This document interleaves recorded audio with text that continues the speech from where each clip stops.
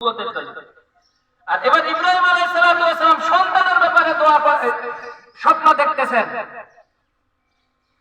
কি স্বপ্ন? যে তার প্রিয় সন্তানকে তিনি জবাই করতেছেন। তিনি চলে আসলেন, আসার পর তিনি দেখলেন যে মায়ের কাছে এক জুব্বা লটকানো আছে। সেই জুব্বা ধরে ধরে প্রায় কান্নাকাটি করতেন। ছোট বাচ্চা এই জুব্বা পরিহিত ব্যক্তিকে দেখে মনে করলেন এটা আমার কেউ হতে পারে। পরবর্তীতে পরিচয় হলো। পরিচয় হওয়ার পর ইব্রাহিম আলাইহিস সালাম তাকে নিয়ে গেলেন। আমরা সকলেই হয়তো অনেকেই জানি না যে খানায়ে কাবা থেকে আমাদের মিনা পর্বত হইতেছে প্রায় 8 কিলোমিটার দূর। এখান থেকেই কিন্তু হজের কার্যক্রম শুরু হয়। আবার মিনা থেকে যে আরাফাতের ময়দানে যাইতে হয় এটা 15 কিলোমিটার দূর। আরাফাতের ময়দান থেকে যে মুজদালিফার ময়দানে রাত্রি যাপন করতে হয় এটা 12 কিলোমিটার দূর। মুজদালিফার ময়দান থেকে আবার যে শয়তানকে পাথর মারার জন্য আসতে হয় এটা 5 কিলোমিটার দূর। এটা কিলোমিটার একটা হিসাব বর্ণনা করে দেওয়া হলো।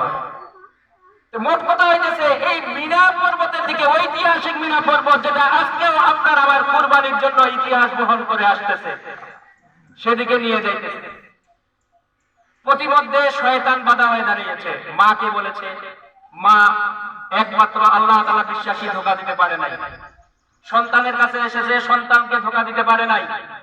ইব্রাহিম আলাইহিস সালামের জামরায়ে ওকবার মধ্যে বাধাগ্রস্ত হয়েছে। ইব্রাহিম আলাইহিস সালাম আল্লাহু আকবার বলে 7টা পাথর নিক্ষেপ করেছেন, শয়তানের ব্যারিকেড ভরে গিয়েছে।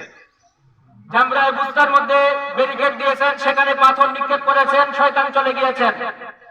এভাবে 4 জামরা, 3 জামরার মধ্যে যেখানে আমাদের হাজী সাহেবানরা পাথর মারেন, এটা এইখান থেকেই শুরু, অর্থাৎ এটা ওয়াজিব। অর্থাৎ মুজদালিফার ময়দান থেকে হাজী সাহেবদের আসার প্রথম কাজ হইতেছে বড় শয়তানকে পাথর মারা। বড় শয়তানকে পাথর মারা। এরপরে দ্বিতীয় দিন প্রত্যেক দিন শয়তানকেই পাথর মারা। এখান থেকেই এই শিক্ষা। যাও, যে কথা বলতেছিলাম, ইব্রাহিম আলাইহিস সালাম নিয়ে আসলেন। এরপর সন্তানকে বললেন, فلما بلغ معه السعي قال يا بني إني أرى في المنام أني أذبحك فانظر ماذا ترى। হে বৎস, আমি রাত্রে স্বপ্নে দেখলাম আন্নী আযবাহুক, আমি তোমাকে জবাই করতেছি, ফানজুর মাযা তারা, এই বিষয়ে তোমার রায় কি?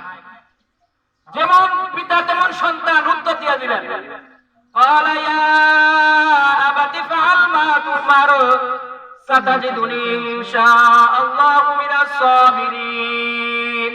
তিনি বললেন, হে আল্লাহ, হে আমার পিতা, যেভাবে আপনি আদিষ্ট হয়েছেন সেভাবেই আপনি করেন।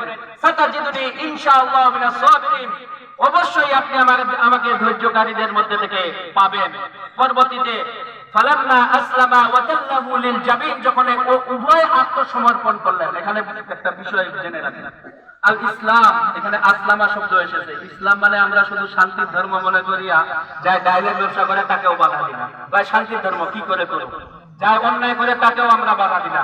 একটা কথা খেয়াল রাখবেন, আল্লাহ তাআলা যেখানে বলেছেন তা'মুরুনা বিল মারুফ ওয়া তানহাউনা আনিল মুনকার, সৎ কাজের আদেশ, অসৎ কাজ থেকে নিষেধ। সৎ কাজের আদেশ সকলেই করতে পারে, কিন্তু অসৎ কাজ থেকে বাধা দান করার লোক খুব কম। এর জন্য হিম্মত লাগে, ঈমান লাগে। এজন্য সৎ কাজের আদেশ আমরা সকলেই করি, ভাই নামাজ পড়ো, রোজা করো, এটা সকলেই করতে পারে। অসৎ কাজের বাধা দিতে গেলেই সমস্যা আছে, এজন্য অনেকেই দেয় না। ইসলাম শব্দের অর্থ হইতেছে ইসলাম, মুসলমান সুদান গারদান নেহাদান বা তাআত। ইসলাম শব্দের অর্থ হইতেছে, আমরা ছাত্রদেরকে পড়াই আলিয়া মাদ্রাসায়, হুজুররা আলিয়া মাদ্রাসার ছাত্রদেরকে পড়ায় যে আল ইসলাম, ইসলাম শব্দের অর্থ হইতেছে মুসলমান সুদান। এক নম্বর হইতেছে মুসলমান হওয়া, মুসলমান মানে আত্মসমর্পণ করা। ওয়া গারদান নেহাদান বা তাআত, আল্লাহ তাআলার আনুগত্যের জন্য মাথাকে অবনত করে দেওয়া, সারেন্ডার করে দেওয়া। আল্লাহ তাআলা এই হুকুম দিলেন কেন, এই হুকুম দিলেন কেন, ওই হুকুম, এই প্রশ্ন করার অধিকার আপনার না। এটাই নাম হইতেছে ইসলাম। কিন্তু একথা আমি বলতেছি না যে ইসলাম কট্টরপন্থী। ইসলাম শান্তির ধর্ম, এটা ঠিকই আছে, কিন্তু ইসলামের আরেকটা অর্থ হইতেছে আল্লাহ তাআলার আনুগত্যের জন্য মাথাকে অবনত করে দাও। উভয় যখন আত্মসমর্পণ করলেন, ওয়া তাল্লাহু লিল জাবিন, এবং তাকে চিৎ করে শোয়াইলেন, আল্লাহ রাব্বুল আলামিন ঘোষণা দিলেন, ইয়া ইব্রাহিম, হে ইব্রাহিম قد صدقت الرؤيا, তুমি তোমার স্বপ্ন বাস্তবে রূপান্তরিত করে ফেলেছো। ইন্না কাযালিকা নাজজিল মুহসিনিন, এভাবেই আমি মুহসিনিনদেরকে আমি আল্লাহ রাব্বুল আলামিন পুরস্কার দিয়ে থাকি। ওয়া ফাদাইনাহু বিযিবহিন আযীম, পরবর্তীতে আল্লাহ রাব্বুল আলামিন ঘোষণা দিলেন ওয়া যাবাইনাহু, তার পরিবর্তে অর্থাৎ ইসমাঈল আলাইহিস সালাতু ওয়াস সালামের পরিবর্তে জান্নাতের দুম্বা দ্বারা বিযিবহিন আযীম কুরবানি করে দিলেন। সুবহানাল্লাহ। এই সূরাটা এরকম অনেক সংক্ষিপ্ত আকারে বলতেছি। ইসমাঈল আলাইহিস সালাতু ওয়াস সালাম কিছু আদেশ করেছিলেন যে হে আমার পিতা, আমার চোখগুলা বেঁধে রাখবেন, আপনার চোখ বেঁধে রাখবেন যাতে করে আপনি আমাকে দেখতে না পান, আমার জামাটা আপনি খুলিয়ে রাখবেন। আমি দেখেছি আপনার জামা নিয়ে আমার মা অনেক কান্নাকাটি করে স্মৃতিস্বরূপ, তাই আমার জামাটা আমার মাকে দিবেন এবং আমার সালাম আপনি আমার মাকে জানিয়ে দিবেন। এভাবে অনেকগুলো কথা বললেন।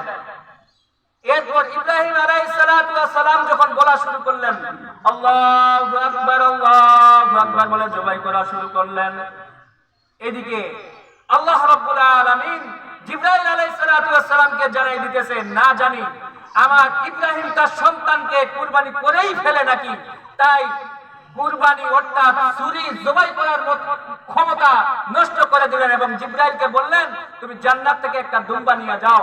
হযরত জিবরাইল আলাইহিস সালাতু ওয়াস সালাম জোরে আওয়াজ করলেন লা ইলাহা ইল্লাল্লাহু আল্লাহু আকবার, অর্থাৎ তিনি এই আওয়াজ দেওয়ার সঙ্গে সঙ্গে ইব্রাহিম আলাইহিস সালাতু ওয়াস সালাম একটু ধীর স্থির হলেন, কোথা থেকে আওয়াজ আসতেছে। এরপর আল্লাহু আকবার বললেন, দুম্বা জবাই হয়ে গেল। এরপর তিনি যখন দেখলেন যে ইসমাঈলের পরিবর্তে দুম্বা জবাই হয়ে গিয়েছে, আকাশ পাতাল ফেরেশতা সকল যেন একসঙ্গে বললেন ওয়ালিল্লাহিল হামদ। সুবহানাল্লাহ। এটা আইয়ামে তাশরিক, আমাদের গতকালকে ফজর থেকে শুরু হয়েছে 5 দিন।